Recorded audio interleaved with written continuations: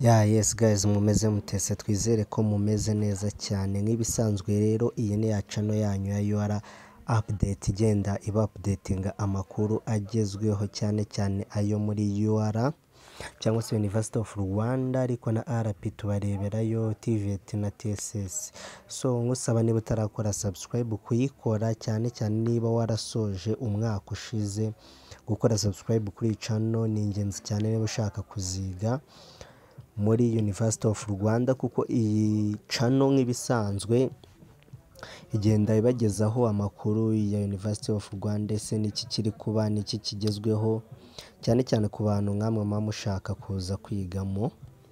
So rero tukaba dukoze iyi video tugira ngo tugaruke kuri bimwe mu bintu biri kugenda bivugwa cyane, ngese ibya Bruce byabigiye guhinduka, ngibiki n'ibiki. Benshi mukaba muri mu giherahiro muvuga ati ngo dushobora kutazabona Bruce, wenda ati senge ko nagize aya ngaya nzabona Bruce cyane ayo nzabona.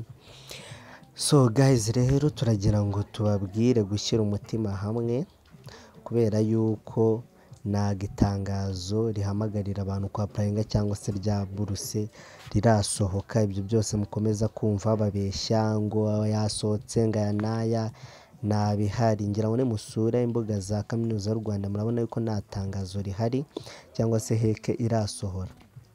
Gusa mbamara impungenge yuko niba uzi ko ufite pasi, ni ukuvuga ufite amanota 50 kuzamura, rwose ufite amahirwe menshi cyane yo kubona Bruce, kubera yuko ufite pasi. Uburyo uyu mwaka amanota yabazwe, ni ukuvuga yuko niba ufite pasi rwose cara utuze, ushobora kuzabona kaminuza.